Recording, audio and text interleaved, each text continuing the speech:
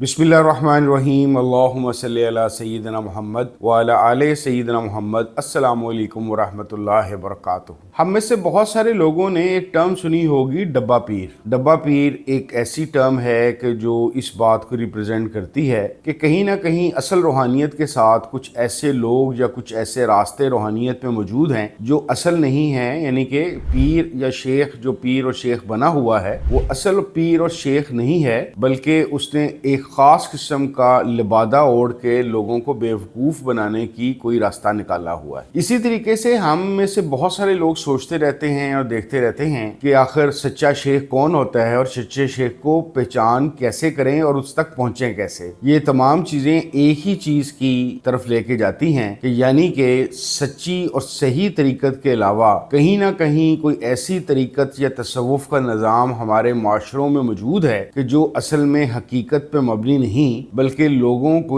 मासूम जहनों को चकमा देकर अपने मकासद निकालने का कोई तरीकाकार है। तो इसका मतलब ये हुआ कि हमें सबसे पहले ये समझना है और तय करना है किसी भी चीज़ की जुज़ियात या तफसीलात में जाने से पहले कि असल में तसव्वुफ या तरीकत है क्या। जी हाँ, इसको समझना और इसको मुताबिक अमल करना इसलिए ज़रूरी है कि कहीं ऐसा ना हो कि किसी आप ऐसे साहब के हाथे चढ़ जाएं कि जिसमें साल हा साल आप चलते रहें और फिर 10, 15, 20 साल बाद आपको पता चले कि मैंने तो अपनी बिल्कुल सब कुछ लुटा दिया, लेकिन उसके हसूल के अंदर या उसके रिटर्न के अंदर मुझे कुछ ना मिल सका। मैं इसको इस तरीके से देखता हूँ कि मैं तसव्वुफ की तरफ जाने वाले लोगों की तरफ पहले तवज्जो देता हूँ कि आखिर तसव्वुफ या तरीकत की तरफ जाने वाले लोगों की कौन सी कैटेगरीज हैं। मेरी समझ बूझ और तजर्बे के बाद मैंने ये सोचा है कि मेरे ख्याल के मुताबिक इसकी कुछ 2-3 बड़ी बुनियादी कैटेगरीज हैं उन लोगों की कि जो सोचते हैं तसव्वुफ के मुतालिक या शेख को ढूंढते हैं या इस रास्ते पे चलना चाहते हैं। नंबर 1 वो लोग हैं कि जिनके अंदर इस तरह की कोई इस्तात होती है कि वो ये सोचते रहते हैं या ऐसी उनकी तबीयत होती है कि किसी तरीके से हमें कोई एक ऐसा रास्ता मिल जाए जो शॉर्टकट पे मबनी हो, हमें दुनियावी असबाब के लिए ना कोई मेहनत करनी पड़े, ना किसी कोई बहुत ज्यादा कोई चीजों का इंतजाम करना पड़े, बस हमें कोई ऐसा बंदा मिल जाए जो साहिब दुआ या साहिब इरशाद हो, यानी कि उसकी दुआ या उसके कहने से काम हो जाता हो। हमें ना वज़ाइफ और चिल्ला कशी और ना दूसरी किसी किस्म की जो मामूलात या इबादत हैं वो भी ना करनी पड़े और अपनी जिंदगी के अंदर कोई बुनियादी तब्दीली भी ना करना पड़े, सिर्फ वो साहब दुआ करें और हमारा काम बन जाए। मेरे ख्याल के मुताबिक तसव्वुफ की तरफ जाने वाले लोगों की ज्यादातर तादाद इन्हीं लोगों पे मुनहसर है, यानी कि वो लोग जो असल में एक शॉर्टकट या एक ऐसे वसीले की तलाश में हैं कि जिसकी वजह से उनकी जिंदगियों के अंदर कोई ऐसी तब्दीली ना वाक़या हो कि जिसकी वजह से उनको मुश्किलात आए। दूसरी कैटेगरी वो लोगों की है कि जो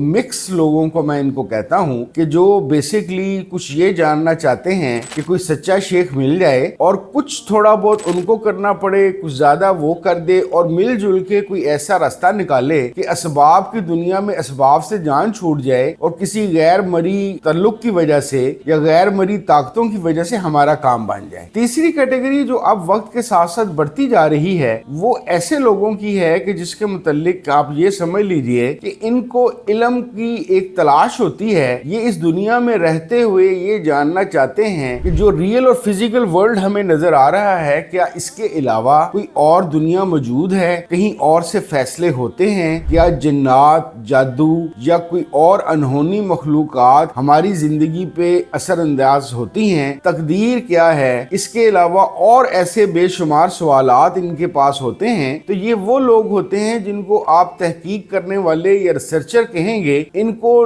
किसी शेख की तलाश इसलिए नहीं होती कि वो दुआ करके या कोई एक खास करामत दिखा के उनके काम कर देगा, इनके अंदर सिर्फ तजस्सुस और तहकीक होती है। अब मामला ये है कि बहुत ही रेयर चौथी एक कैटेगरी है जो शायद इस तरीके से चलती है या चलने का आगाज करती है कि जिसको वाकई ही अल्लाह और रसूलुल्लाह सल्लल्लाहु अलैहि वसल्लम की तलाश होती है। इसके ये बात बहुत ज़हन नशीं कर लीजिए कि ऐसे लोगों की तादाद या परसेंटेज मुआशरे में सबसे कम होती है और इसकी भी 2 शाखें हैं। एक वो जो इस रास्ते पे चलते ही इस वजह से हैं कि उनको अल्लाह रसूल सल्लल्लाहु अलैहि वसल्लम का दर मिल जाए, और एक वो लोग जो किसी न किसी तौर पर किसी دنیاوی مقاصد یا دنیاوی غرض کی وجہ سے کسی ایسی جگہ، کسی روحانی جگہ، خانقاہ یا مزار پہ پہنچتے ہیں، اور پھر آہستہ آہستہ صاحب مزار یا صاحب سلسلہ ان کو اپنی دعوت اور اپنی شخصیت کے ذریعے سے آہستہ آہستہ تبدیل کرتا ہے، اور یہ دنیاوی کاموں کی بجائے آہستہ آہستہ اللہ رسول کی طرف بھی دلچسپی لینا شروع کر دیتے ہیں۔ بیسیکلی یہی 4 کیٹیگریز ہوں گی جو اس بات کا فیصلہ کریں گی کہ آپ نے جس تصوف کو چنا ہے وہ ریئل تصوف ہے یا کسی ڈبہ یا کسی جعلی یا کسی نقلی کی چیز ہے، اور یہی چیز پھر فیصلہ کرے گی کہ تصوف کے راستے پہ چلتے ہوئے آپ کو ایک نئی زندگی، ایک آزاد انڈیپینڈنٹ زندگی ملے گی، یا کسی نہ کسی طور کے اوپر آپ بقیہ ساری زندگی کسی پیر، کسی خانقاہ یا مزار کے مرہون منت ہی زندگی گزاریں گے۔ میرے خیال کے مطابق ہر وہ بندہ جس کے اندر اللہ رسول صلی اللہ علیہ وسلم کو ڈھونڈنے، ان سے تعلق یا رابطہ کرنے کی خواہش یا تمنا موجود ہے،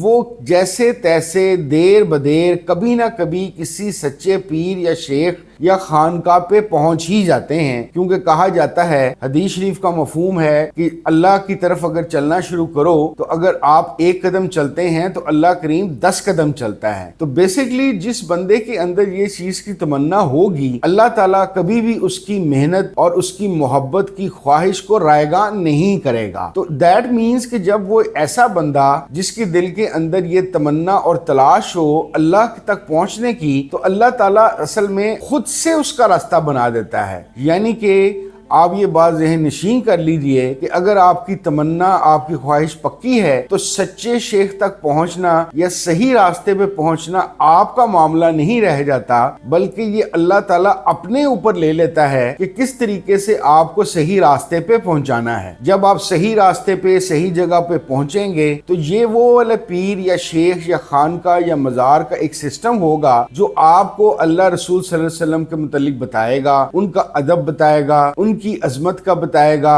آپ کی شخصیت میں ایسی تبدیلیاں لے کر آئے گا کہ جو تبدیلیاں اللہ رسول صلی اللہ علیہ وسلم اور خاص طور پہ اسوہ حسنہ کے حصول کے لیے ہوں گی۔ تو آپ کیونکہ ڈائریکٹ آہستہ آہستہ بذریعہ شیخ اللہ اور رسول اللہ صلی اللہ علیہ وسلم کی طرف جانا شروع کریں گے، تو آہستہ آہستہ آپ کی زندگی میں ایک اطمینان، تقدیر کی سمجھ، دنیا کے چلنے کے نظام کا معاملہ، صبر، یقین کی قوتیں اس طریقے سے آئیں گی کہ آپ کی زندگی اور آپ کا دل و دماغ بالکل ایک پرسکون حالت میں جائے گا، اور اب ایک اللہ کے آزاد بندے کی طرف جائیں گے۔ دوسرے وہ لوگ جن کی پرسنٹیج زیادہ ہے، جن کو اللہ اور رسول اللہ صلی اللہ علیہ وسلم سے رابطہ یا تعلق کا کوئی خاص شوق نہیں ہے، یا خدا نہ خواستہ اپنے پیر اور شیخ کی دعوت یا اس کی محنت کے باوجود وہ اس طرف نہیں جاتے، یا آپ یوں سمجھ لیجئے کہ اللہ تعالیٰ کے ساتھ ہاتھ کرنے والے لوگ، جی ہاں اللہ تعالیٰ کے ساتھ ہاتھ کرنے والے لوگ، کہ بظاہر تو یہ دکھانا، یہ بتانا کہ اللہ تعالیٰ میں تیری تلاش میں ہوں، لیکن دل میں اصل میں اللہ تعالیٰ ہو ہی نہ،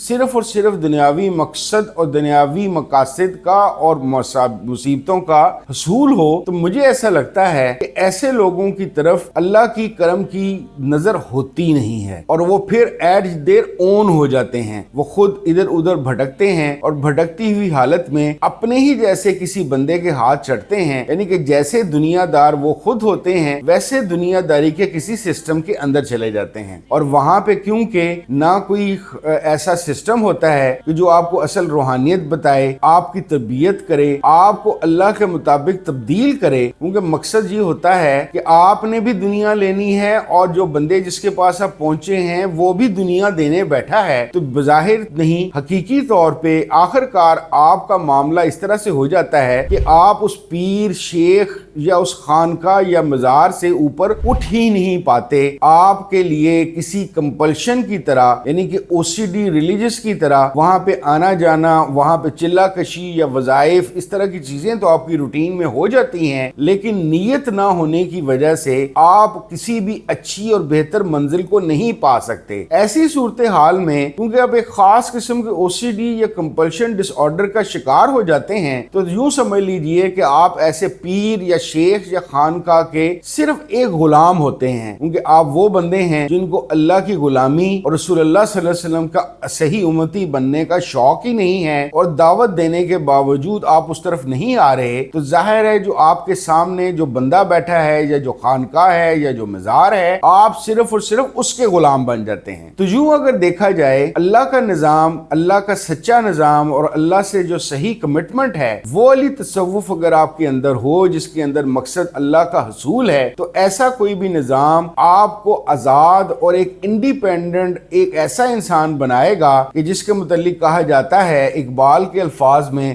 خدا بندے سے خود پوچھے بتا تیری رضا کیا ہے۔ یہ آزاد منشوں کی دنیا بنتی ہے، اور اگر خدا نہ خواستہ آپ کی اپنی نیت کے اندر ہی کھوٹ ہے، بلکہ کھوٹ کیا وہ ہے ہی غلط، آپ کو اللہ سے اللہ کے لیے کوئی دلچسپی ہی نہیں ہے، تو یقینی طور پر آپ ایک غلام کی زندگی گزاریں گے، اور غلامی کے اندر آپ کے نہ کوئی حقوق ہوتے ہیں نہ کوئی آپ کے فرائض ہوتے ہیں۔ ہماری کوشش ہونی چاہیے اور یہ دعا ہونی چاہیے کہ ہم ایک دوسرے کے ساتھ دھوکے بازی کرتے ہیں، جھوٹ بولتے ہیں، بلف کرتے ہیں، کم از کم اللہ تعالیٰ کے ساتھ بلف کرنا یا جھوٹ بولنا چھوڑ دیں۔ ہمیں چاہیے یہ کہ ہم اگر طریقت اور تصوف کا صحیح حصول نہیں چاہتے تو کم از کم نہ اس کا لبادہ اوڑھیں اور نہ اللہ تعالیٰ سے جھوٹ بولیں۔ بہت شکریہ۔ السلام علیکم ورحمۃ اللہ وبرکاتہ۔